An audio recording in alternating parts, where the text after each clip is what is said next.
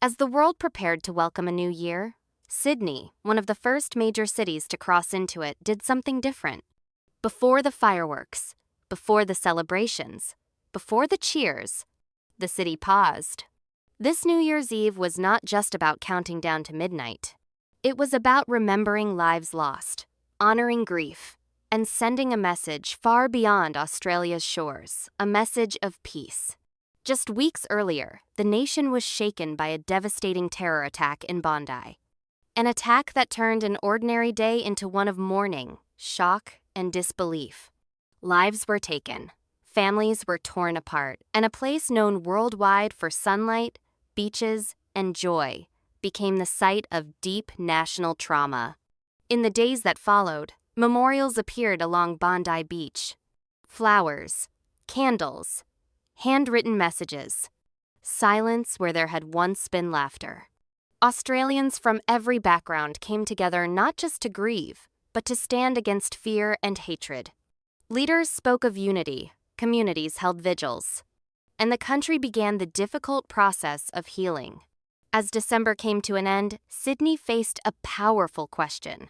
How do you welcome a new year when the pain of the last one is still so close? The answer was not to cancel the celebrations, but to redefine them. New Year's Eve would go ahead, but it would carry a different meaning, a quieter tone, a deeper purpose.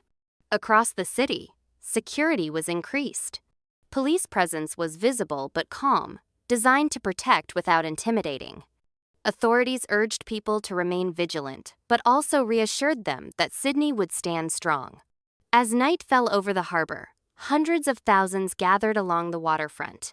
Families, couples, friends. Some came to celebrate. Others came simply to stand together. Before midnight, something remarkable happened. The noise faded. The city grew still. A minute of silence was observed in memory of the victims of the Bondi terror attack. In that moment, there were no fireworks, no music, no countdown, only quiet reflection.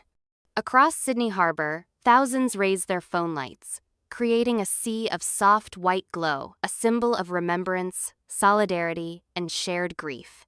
The Harbour Bridge, usually ablaze with color, was lit in white, a universal symbol of peace. Then came the message.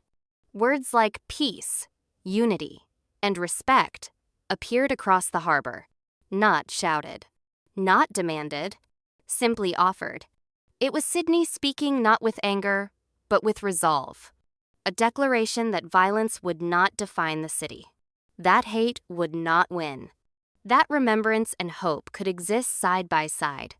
When the fireworks finally began, they felt different. Yes, they were spectacular. Yes, they lit up the sky above the Opera House and the Harbour Bridge. But this time, they were more than a celebration. They were a statement. A statement that life continues. That communities endure. That terror may wound, but it does not silence humanity. In the crowd, people held each other close. Parents lifted children onto their shoulders. Strangers shared quiet words and knowing looks. This was not defiance born of anger. It was strength born of unity. Political leaders and community representatives echoed the same message in their New Year reflections, a call for compassion, resilience, and standing together against extremism in all its forms. Faith leaders reminded the nation that peace is not weakness. It is a choice, one that must be made again and again, especially after tragedy.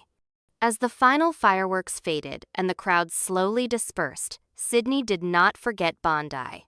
It carried its memory forward, not with hatred, not with fear, but with dignity. When the sun rose on the first morning of the new year, it rose on a city changed but unbroken. A city that chose reflection over rage, unity over division, peace over fear.